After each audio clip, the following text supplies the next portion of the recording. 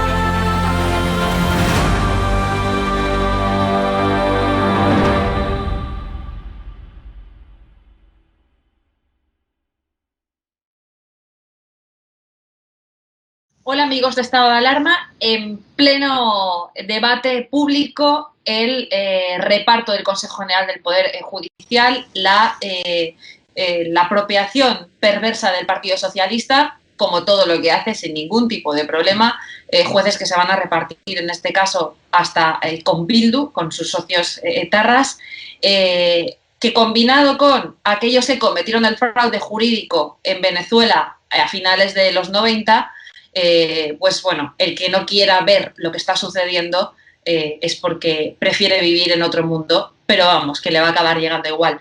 Para explicarnos este proceso y cuál es la situación actual, tenemos, como siempre, a don César Vidal en nuestra sección favorita, Desde el Imperio. ¿Qué tal, César? Muy bien, estupendamente, deseando estar aquí, finalmente aterrizado.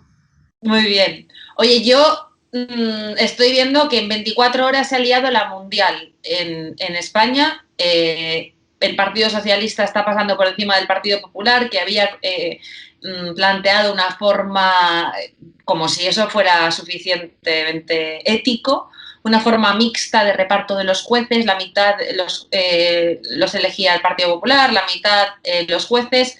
¿Qué es lo que nos va a pasar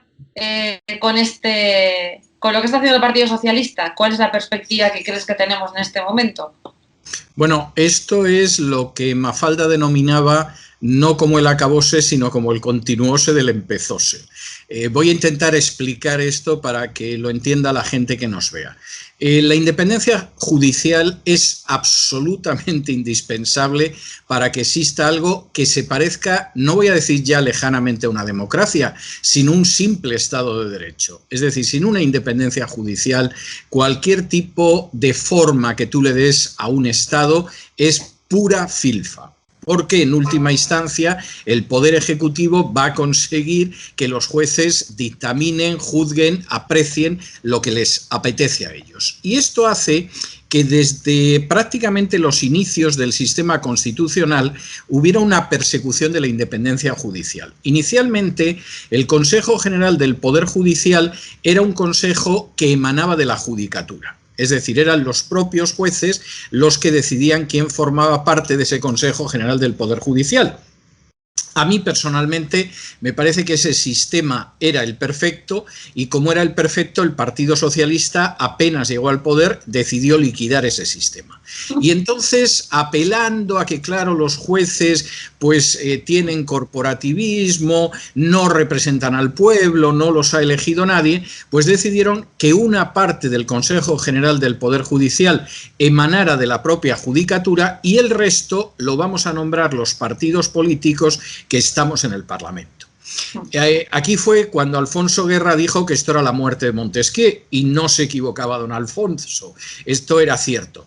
Pero al menos el muñeco lo vistieron un poco, porque en principio la idea era que para llegar a un acuerdo tenías que tener las 3/5 partes del Congreso. Con lo cual, bueno, con eso de que eran las 3/5 partes del Congreso las que elegían a los miembros del Consejo General del Poder Judicial, que desde entonces en ámbitos jurídicos, yo entonces ejercía la abogacía, se le empezó a llamar en son de burla el Consejo General del Joder Judicial, lo cual indica la manera en que había perdido el respeto de la gente que se dedicaba al ejercicio de la profesión.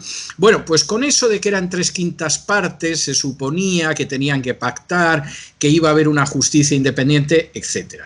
Esto quedó clarísimamente manifiesto que no era verdad. Al final, tanto la izquierda como la derecha se repartían los puestos y luego se hacía guiños a los nacionalistas catalanes que han tenido algunos de sus más indignos representantes en el Consejo General del Poder Judicial. También servía para que gente que era bastante mediocre en términos jurídicos pudiera llegar a vicepresidenta de gobierno, como pasó con María Teresa Fernández de la Vega, que era hija de un fascista pata negra, más bien habría que decir camisa azul, del régimen de Franco, de las magistraturas, lo que ahora son juzgados de lo social, que entró precisamente en las magistraturas, mira tú qué casualidad, pero no como juez, porque jamás aprobó una oposición de juez, que cuando aparecieron los jueces de tercer y cuarto turno, mira tú qué casualidad, la nombraron jueza de uno de los 2 turnos, y que en un momento determinado, aprovechando que ya se había convertido en jueza por la puerta de atrás, la metieron en el Consejo General del Poder Judicial, con lo cual se suponía que era una jurista de reconocido prestigio y en un momento determinado se convirtió en siniestra vicepresidenta del no menos siniestro Zapatero. Esta situación estuvo muy criticada desde el principio, es decir, no solo los jueces, sino en general los juristas y cualquier persona de las que creemos en la separación de poderes, insistíamos en que esto no podía ser así. Duró durante todo el periodo del felipismo y en un momento determinado hubo quienes creímos que Aznar iba a acabar con esta situación y íbamos a volver al statu quo ante. Bueno, y lo dijo. Él lo dijo y luego no lo hizo. Se llegó a lo que se llamó el pacto por la justicia, que era dejar todo igual, o como diría Lampedusa, cambiar todo para que todo siguiera igual. Y no se hizo. Cuando llegó Zapatero al poder, ¿qué hizo Zapatero? Hombre, pues aprovechó con velas desplegadas lo que era el peso del gobierno, del Ejecutivo, dentro del Consejo General del Poder Judicial. Entonces yo recuerdo haber tenido ocasión de haber preguntado a alguno de los prohombres del Partido Popular si no se arrepentían de lo que habían hecho. Por ejemplo, recuerdo a Starloa en una entrevista que yo le dije, bueno, ¿y se han dado ustedes cuenta al final de que se equivocaron? Y la primera vez, bueno, me contestó algo así como qué bien que crecen los magnolios en medio de este campo de cerezos, ¿no? Y la segunda vez que se lo pregunté en otra entrevista, recuerdo que me dijo, ya me pregunté usted eso otra vez, y me dieron ganas de decirle sí, pero se lo vuelvo a preguntar porque entonces no me contestó usted. Entonces, vamos a ver, yo creo que el Partido Popular ahí cedió a sus intereses y dijo, bueno, una vez le toca ganar a unos, otra a otros, pero de esta manera conseguimos que la justicia no sea independiente y estamos encantados, porque igual que estos tienen muertos en el armario, pues nosotros tenemos los baúles llenos de cadáveres, oye, y hoy por ti, mañana por mí. ¿Cuáles son las consecuencias de esto? Bueno, las consecuencias de esto, que son escandalosas, es que vivimos chapoteando en el fraude de ley durante los últimos 15, 16 años. Zapatero fue un personaje que se adentró en el fraude de ley, pero con una audacia tremenda. Uno no se podía creer lo que hacía, pero bueno, él sabía la gente que se iba a encontrar en el Supremo y sobre todo en el Constitucional. Vino el Partido Popular con Rajoy y todavía ahondaron más en el fraude de ley. Yo he repetido muchas veces que la política de fraude de ley seguida por Montoro nos dejaba realmente a apenas unos pasos de la dictadura. Con Marlaska como vocal. Exactamente, con Marlaska como vocal, es que además esta es otra historia, ¿no? Y es cierto, es decir, muchos de los fraudes de ley que perpetró en su día Montoro los ha ido tumbando la justicia de la Unión Europea, pero a buenas horas mangas verdes, es decir, el daño ha sido tremendo. Y además se ha avanzado tanto en el fraude de ley que ahora este gobierno gobierna con fraude de ley y es lo normal. Entonces, claro, en un momento determinado dice, bueno, vamos a ver, yo quiero confinar Madrid. El Tribunal Superior de Justicia de Madrid le dice, no puede usted confinar Madrid. Y entonces el gobierno dice, bueno, pues no se preocupe usted que con un fraude de ley monumental cambio la forma del instrumento legal y confino Madrid. Claro, esto es como si tú vas con tu niño, con Lucas, al cine y en la puerta del cine te dicen, mire, aquí solo pueden pasar gente que tenga más de 18 años, no es tolerada para menores. Y entonces tú te sacas el lápiz de ojos, le pintas un bigote a tu hijo y dices, mire, que este es un adulto, no hay nada más que ver el mostacho que tiene, que le deje usted pasar, ¿no? Bueno, pues eso es exactamente lo que ha hecho Pedro Sánchez, que vamos, es un fraude de ley, pero de manual de derecho administrativo. Y yo ya sé que es una pirueta temática, pero estamos por debajo de los 200 de índice acumulado en la Comunidad de Madrid, 500 y pico en Navarra, pero Otegi no le deja confinar. No, claro, porque es que Navarra es Navarra y Navarra ya se la entregó Zapatero en su día a los nacionalistas vascos, sobre todo al sector terrorista, en esas jornadas maravillosas que se produjeron en el santuario jesuita de Loyola, que mira tú que es casualidad que los terroristas de ETA y los traidores de Zapatero se reunieran en el santuario jesuita de Loyola. En fin, luego hay gente que dice que tiramos mucho de estas cosas, pero es que son evidentes. ¿Qué pasó? Rajoy siguió en esa misma línea, es decir, la traición de la entrega de Navarra no fue ni mucho menos retrocedida por Rajoy, sino que ya sabemos que tiene un ministro que se llama Fernández Díaz, al que quieren imputar tanto en España como en Andorra, que escribe todos los días una columna en La Razón, por cierto, que yo no sé quién se la escribirá, pero verdaderamente casi no sabe escribir, está en primero de redacción, me imagino, y porque no me puedo creer que un ministro escriba así de mal, o sea, tengo que pensar que tiene que ser un propio el que se la escribe, o sea, no me queda más remedio, porque es que si no tendría que llegar a la conclusión de que un semianalfabeto funcional puede llegar a ministro del Interior en España y me resisto a creer. No, con todo lo que hay y todavía no te lo crees.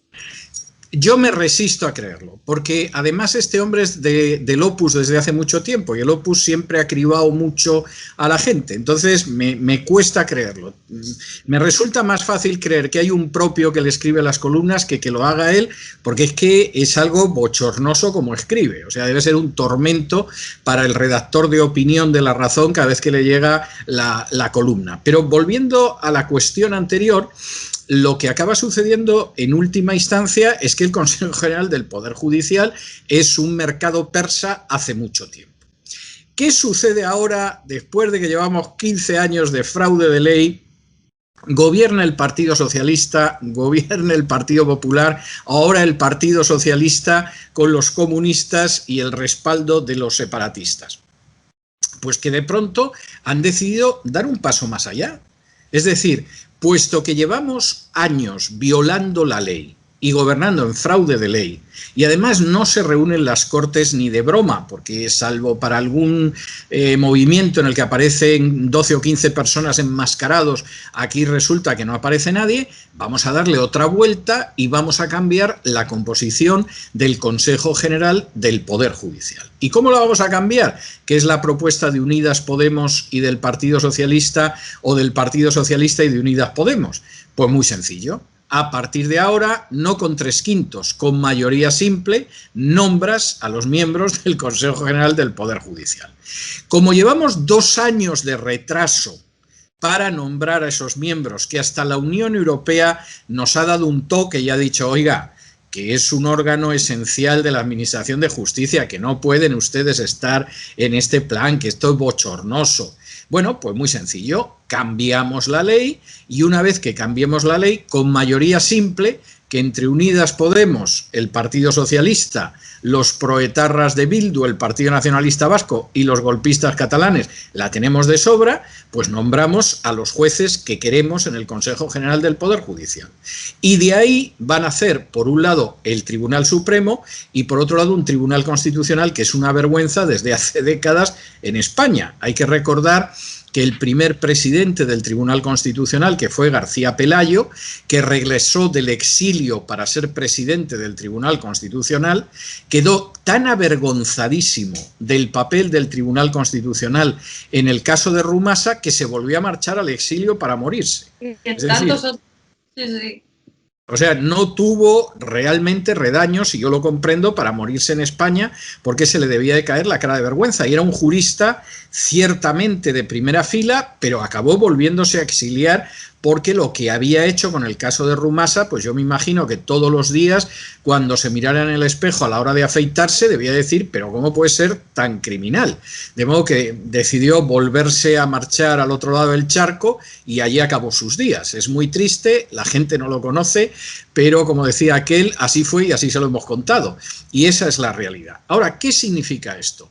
Esto significa que en apenas unas semanas, en apenas unos meses, si Dios no lo remedia, porque aquí yo no veo otra instancia nada más que el Supremo Hacedor, no hay poder terrenal que arregle esta situación. Yo personalmente no lo veo, y si Dios esto no lo remedia, pues evidentemente vamos a ver cómo esta gente en unos meses ha conseguido desventrar el Poder Judicial, como hizo Chávez, que necesitó 5 años. Es decir, es que... No, la velocidad de estos tíos...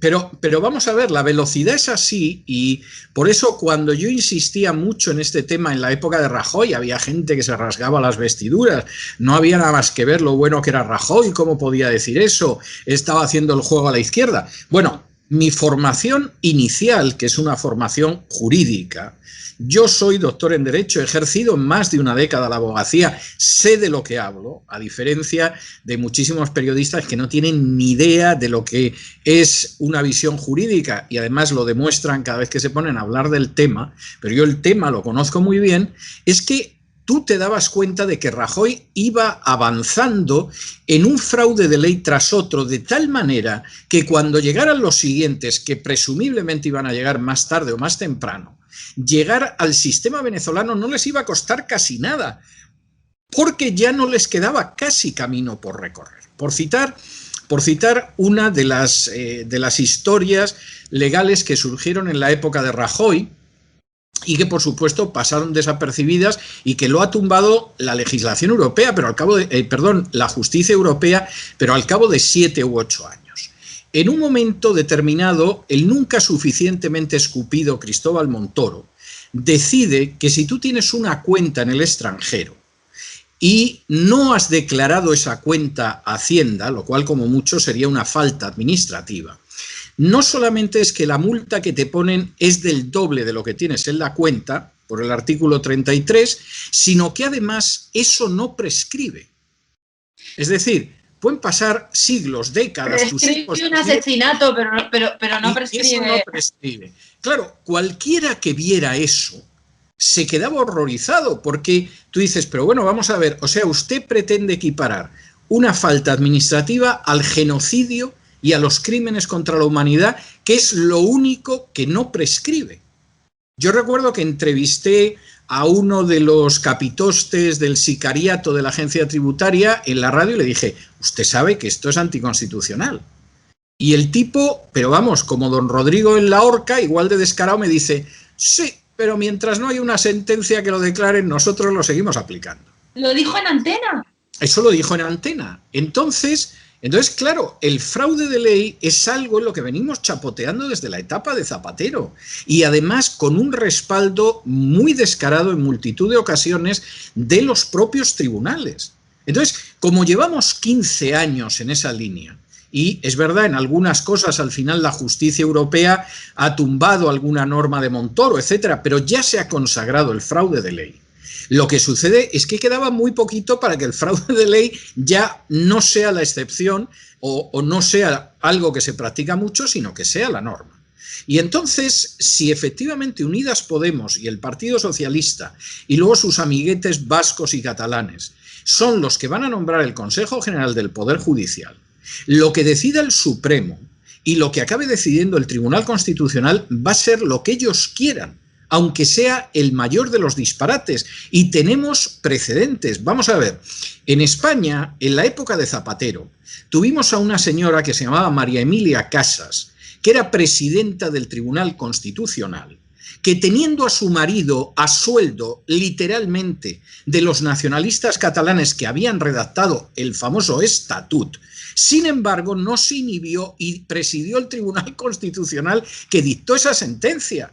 Eso es un fraude de ley de tamaño postal, o sea, es algo escandaloso. Cuando en un país se traga con que la ministra de Justicia, para más Inri, amiguita especial del delincuente de Baltasar Garzón, que además fue conseguidora de los Pérez Maura de Guatemala, cobrando una pasta, amiguita de Villarejo, que ha visto asuntos de presunta pederastia y de prostitución infantil de jueces y fiscales y no ha dicho absolutamente nada y a lo mejor se guarda sus nombres.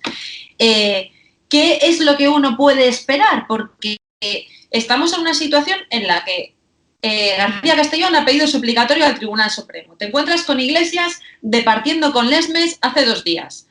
Está el asunto de Ábalos y las cintas con Delcy. No se sabe ya, por supuesto, ya no se habla de esas cintas en absoluto. No. De las denuncias de las miles de víctimas que han denunciado al gobierno y que ven cómo sus procedimientos están parados por la misma fiscal general del Estado de la que estábamos hablando hace un momento.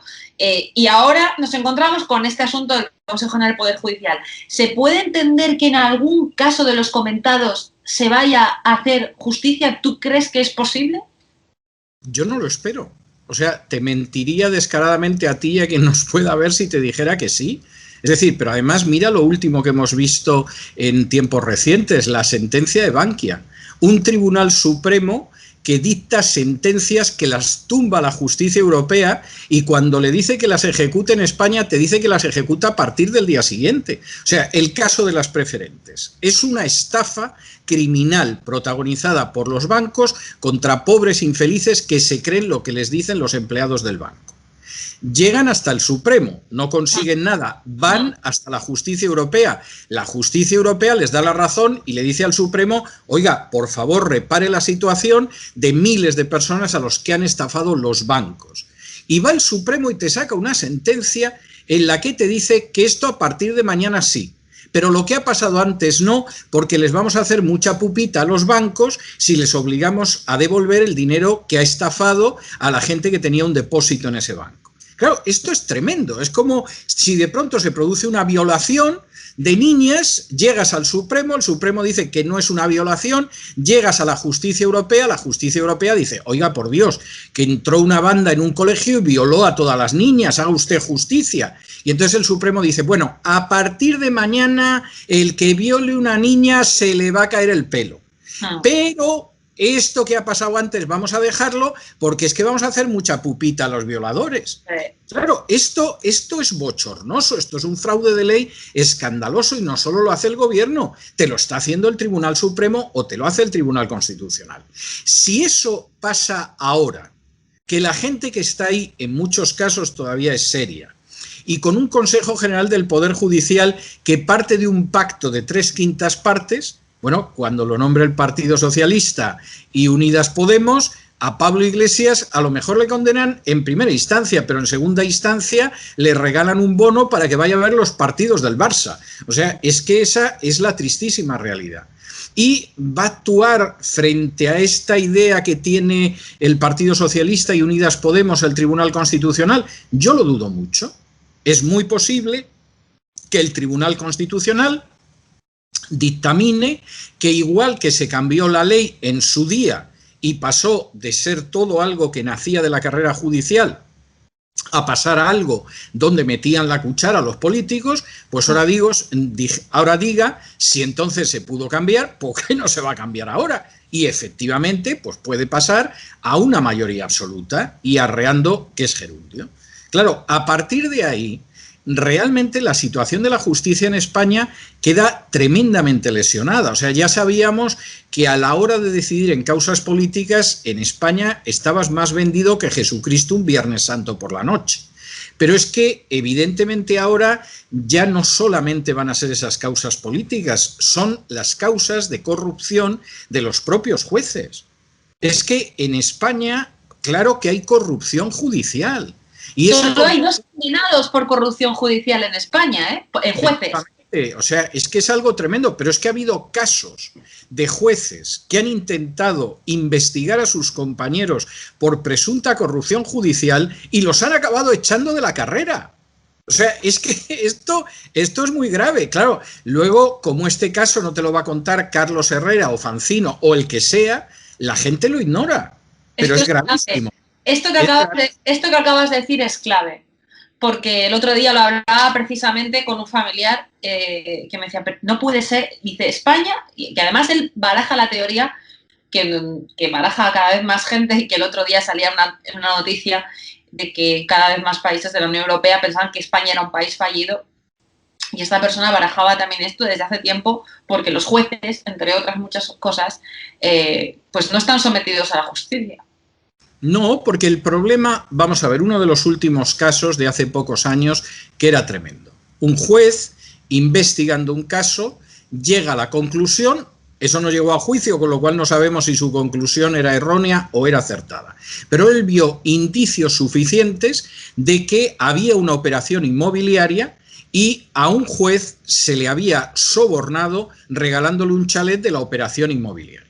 Y que eso además implicaba más gente y que había por ahí un grupete de jueces que, vamos, chapoteaban en la corrupción más que se ponían la toga. Bueno, a lo mejor este hombre, que era un juez, se equivocó, pero es que no le dieron posibilidad de investigarlo. Cayó el Consejo General del Poder Judicial sobre él, lo procesaron por lo que dijo en una entrevista. Este está fuera de combate.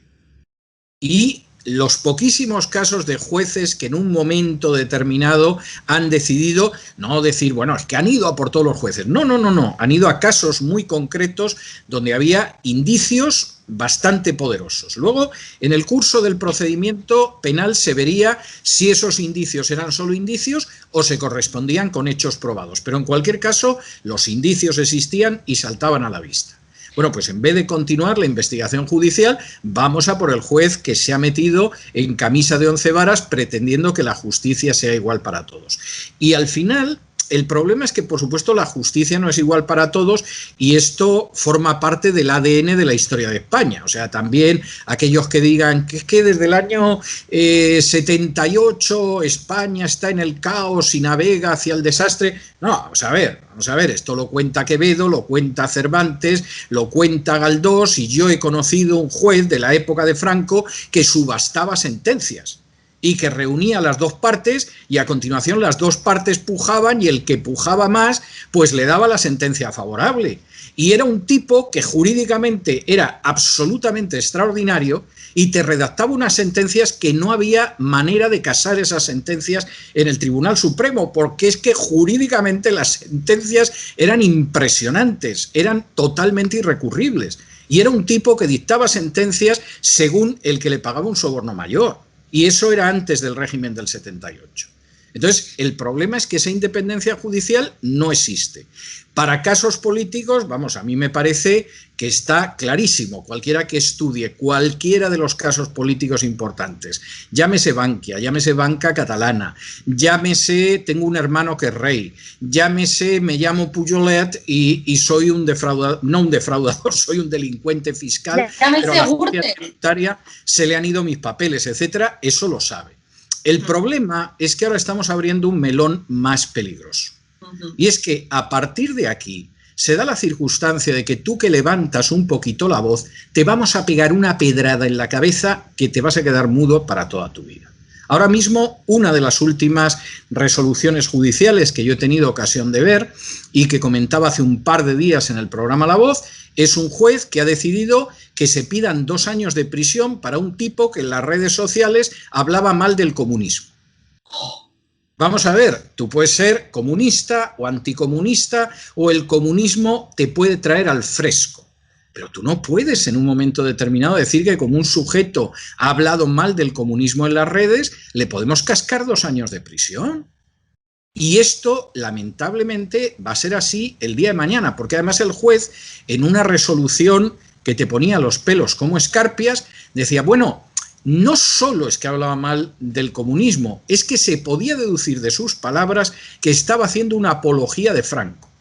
Bueno, es pues claro, a partir de ahí podemos meter en prisión a más de la mitad de la población española, porque claro, si alguien dice que Franco construyó pantanos o que creó la seguridad social o yo qué sé, o que el país avanzó mucho en los años 60, lo cual, dicho sea de paso, o que creó la clase media, sí, claro. Pero en términos objetivos eso es innegable. Bueno, pues eso puede ser apología del franquismo y te vamos a atizar cárcel. O sea, lo de España va a pasos agigantados hacia una dictadura bolivariana, aunque, insisto, si no hubiera habido gobiernos tan nefastos como los de Rodríguez Zapatero y como el de Mariano Rajoy, no sería tan fácil. Es que desgraciadamente esa gente avanzó mucho en el fraude de ley, avanzó mucho en la corrupción judicial y claro, hemos llegado a un punto que es que ya estamos pues verdaderamente a 2 pasos de consumar la historia, ¿no? Es la historia. Bueno, como decía muy groseramente un conocido mío, es una grosería, pero es que tengo que decirlo, claro, si la chica te deja que le toques las tetas, tienes que intentar si te la tiras. Bueno, pues el problema, por seguir esa grosería inmensa, es que llevan manoseando la justicia desde hace un montón de años y evidentemente estos han decidido que a la justicia se la tiran. Nos va a cerrar el canal del Ministerio de Igualdad. No me digas eso. Con esto que acabas de decir, acabas de hacer apología de No, es una grosería. Es una grosería que yo recuerdo haber escuchado a una persona hace muchos años, puede hacer más de 30 años, pero recuerdo que además estaba poniendo un símil con otra situación, ¿no? Efectivamente, si hemos conseguido avanzar hasta aquí, ya llegamos. Y a continuación, el símil que puso fue este. Perdona, pero me he acordado de Eugenio cuando has contado ese chiste. Eugenio, que contaba unos chistes verdes maravillosos y que hoy estaría en Alcalá Meco, seguro. Bueno, yo no cuento nunca chistes verdes, supongo que hay gente que me conoce habitualmente y en estos momentos estaré intentando discernir si el que ha dicho esa grosería soy yo o es un doble, pero yo recuerdo haber hablado con el hijo de Eugenio hace unos años, lo entrevisté cuando él hacía un espectáculo contando los chistes de Eugenio y el muchacho me decía, dice, yo es que he vuelto a contar los chistes de mi padre, dice, porque mi padre nunca quiso separar a nadie. Dice, realmente la idea era unir a la gente, que se divirtiera, que se riera, dice, y la verdad es que es algo que nos hace mucha falta, y esto lo contaba este muchacho cuando todavía estaba Zapatero, no había venido Rajoy, ni había venido el gobierno que tenemos ahora, ¿no? Y es verdad, bueno, es que hay chistes de Eugenio que no se podrían contar ahora, pero bueno, de Eugenio, de Martes y 13, de Gila, es decir, bueno, de Arévalo ya ni cuento, pero... Oye, ni Almodóvar, no quedaría vivo y mucho menos Almodóvar. Almodóvar tendría problemas con algunas de sus películas hoy en día. Hoy no podría filmar esas películas. O sea, Almodóvar no podría burlarse de los ayatolas y cantar aquello de Ayatola, tócame la pirola y cosas por el estilo, como aparecía en alguna de sus primeras películas, pues vamos, estaría vendido. Y las imágenes femeninas de algunas de sus películas más conocidas, vamos, ya se podría ir olvidando de hacer una película más en España, ¿eh? O sea, es tremendo. Vamos a ver, yo viví la transición, disto muchísimo de tener idealizada la transición. Como una vez le oí yo decir al brujo en un escenario, yo no sé qué idealizan la transición, decía él, si nos pasamos todo el tiempo acojonados por lo que podía pasar. Bueno, la expresión de nuevo es una grosería, pero es muy gráfica. Es decir, la transición fue un tiempo de mucho miedo porque no sabías lo que podía suceder. Fuera un atentado de ETA o fuera un golpe militar.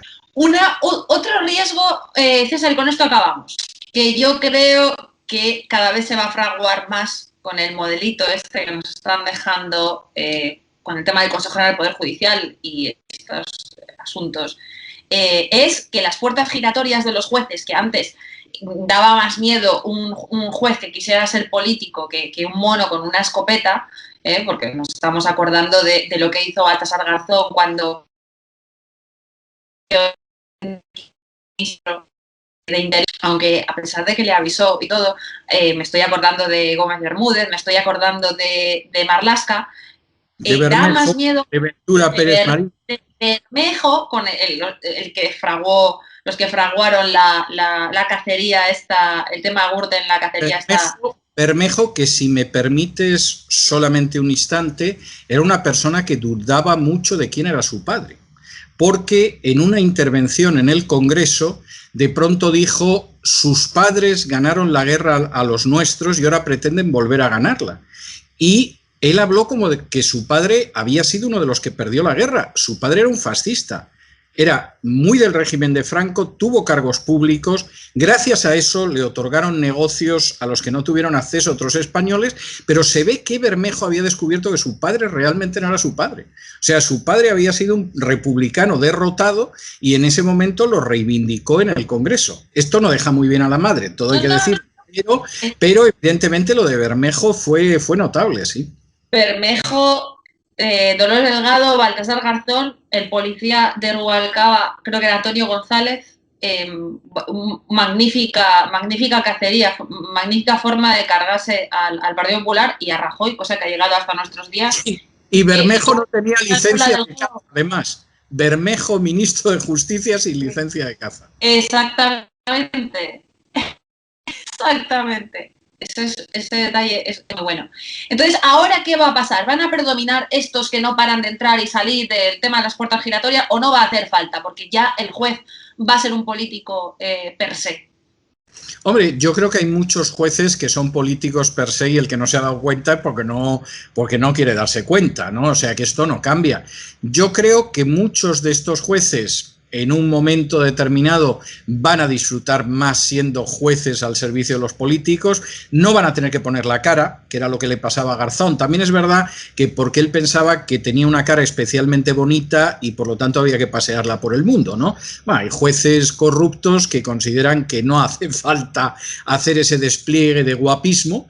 Yo creo que esta gente va a seguir así, le irá muy bien y, por supuesto, dentro de ese amor a la familia que caracteriza tanto a las oligarquías españolas, pues colocarán a la niña, a la querida, al hijo o a un primo de Cuenca. O sea, esto es algo clarísimo, clarísimo. Y los que no se han dado cuenta, pues es porque no saben lo que es este país. O sea, la verdad es que cualquiera que sabe historia, de pronto empieza a saber nombres, y Bermejo es un caso, pero no es el único, hay muchos más, y dices, pero si estos llevan, pero vamos, décadas, en algún caso siglos en la situación en la que están. Que alguien vea el historial, por ejemplo, de la familia Rajoy.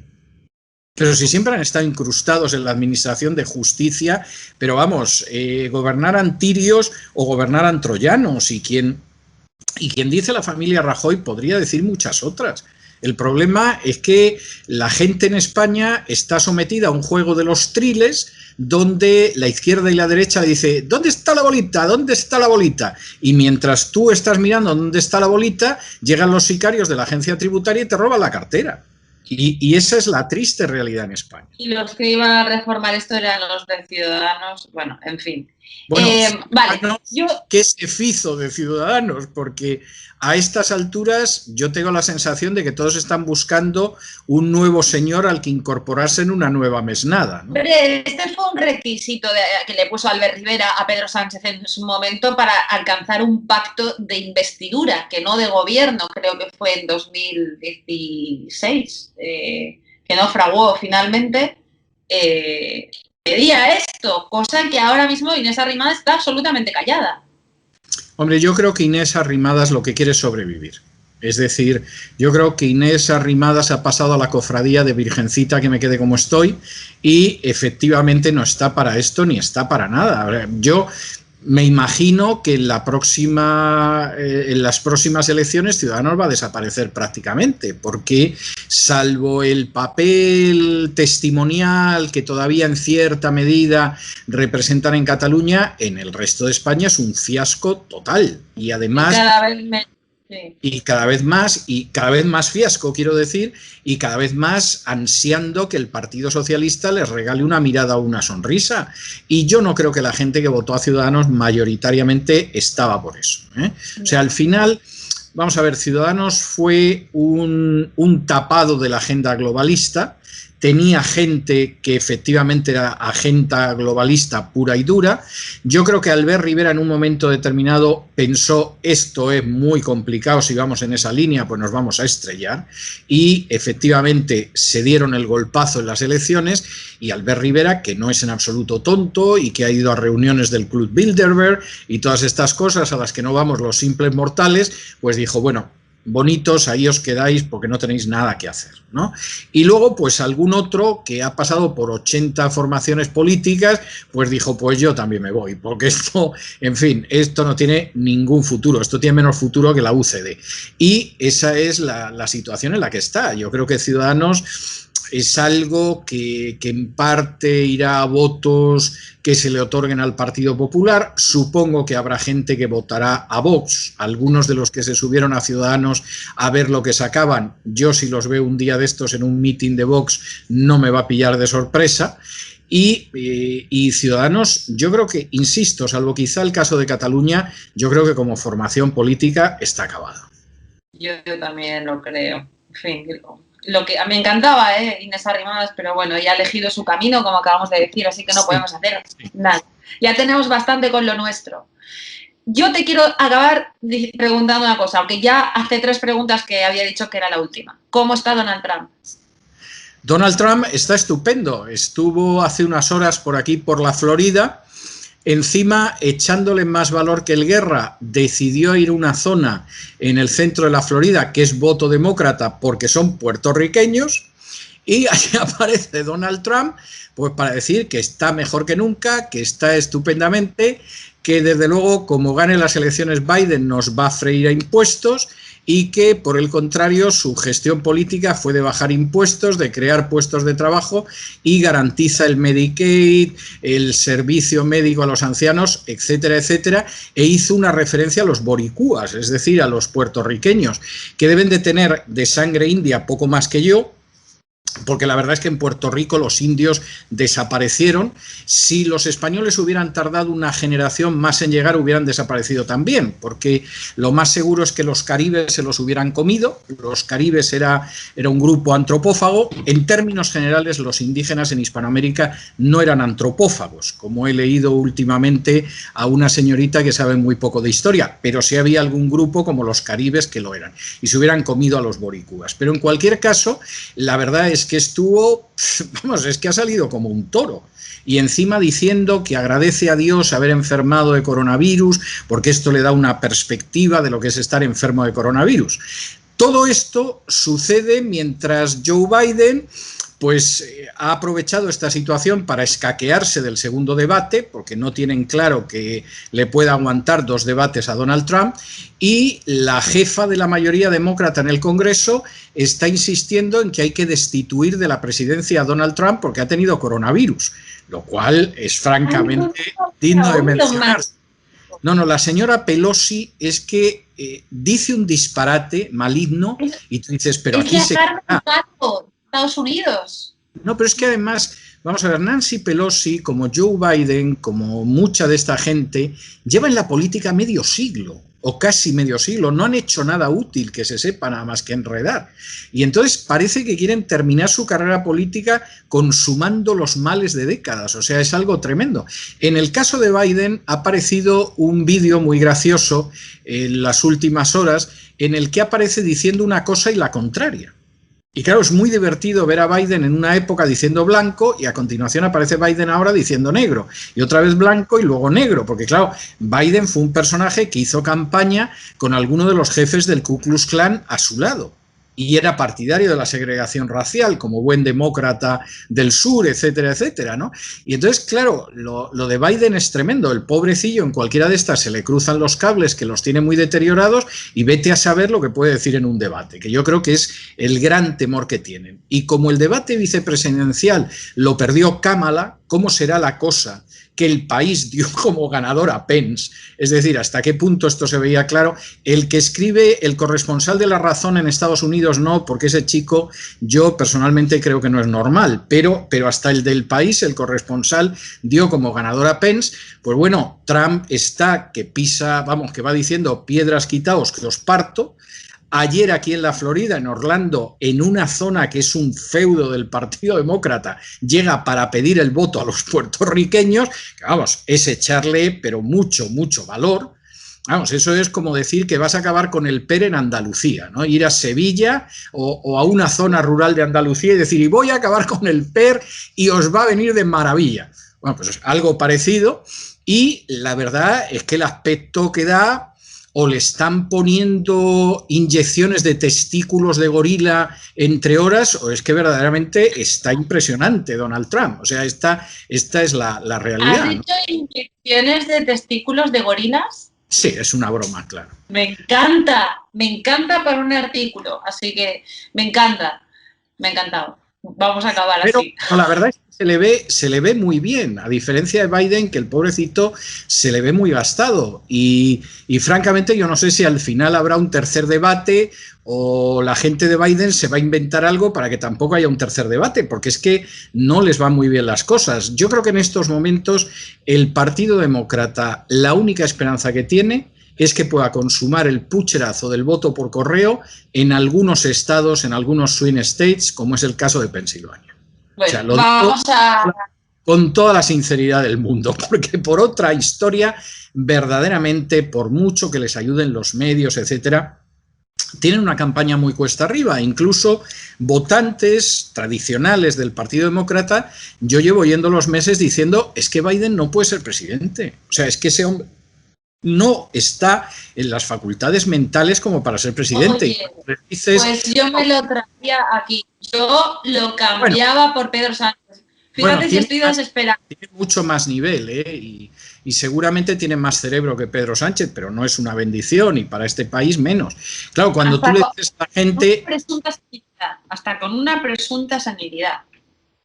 Sí, bueno, no, lo entiendo, no te lo voy a negar, pero claro, cuando aquí a la gente le dices, bueno, pero lo sustituiría Kamala Harris, te dicen, peor, o sea, no, Biden ya es malo, pero Kamala Harris sería peor. Y la verdad es que Kamala, que no lo hizo mal del todo, o sea, para ser ecuánime yo no creo que lo hizo mal, y creo que además fue en general en un 90% muy transparente sobre lo que va a hacer el Partido Demócrata. Pero claro, es que Kamala Harris pidió el voto de los negros, de los hispanos, de la gente que vive de subvenciones y de los consumidores de marihuana. Entonces, claro, tú dices, bueno, vamos a ver, si en este país quienes van a decidir lo que va a ser de este país van a ser los negros, con todo el respeto a los negros, pero son un 12% de la población. Los hispanos, que hay gente decentísima, pero son el 14-15% de la población, y muchos de ellos además son muy antiamericanos.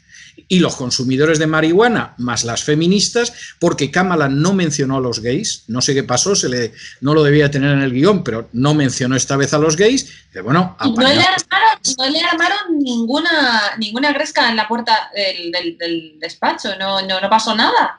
No, porque yo creo que ellos fueron los primeros desconcertados. Es decir, es muy común que el Partido Demócrata, cuando dice, y estamos por los jóvenes, y los negros, y los hispanos y tal, te diga inmediatamente, y la gente LGTBI, etcétera. Y a esta se le pasó, pero sí apeló a los consumidores de marihuana. Claro, pues el americano normal, por decirlo de alguna manera, que es al que apeló Pence, y que es la persona que trabaja, que quiere que sus hijos tengan una buena educación, que quiere pagar menos impuestos, que quiere una sanidad como es debido, que quiere ley y orden en las calles, etcétera.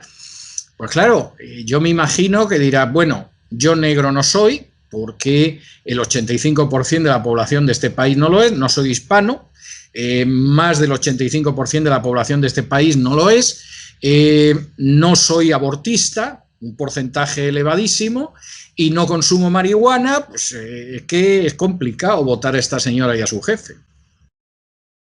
Bueno, nos van a matar. El director del canal me va a matar, pero señores, me da igual, merece la pena. Así que... Yo creo que el director del canal tiene más preocupaciones ahora mismo que lo que se extienda a esta sección.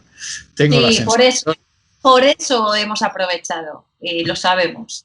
Así que, don César, mil gracias de nuevo. Volvemos la semana que viene. La semana que viene hay que hablar de Estados Unidos. Lo tenemos ya ahí a punto de caramelo. Así que no digas nada, por favor. No, está bien. Hablaremos de ello.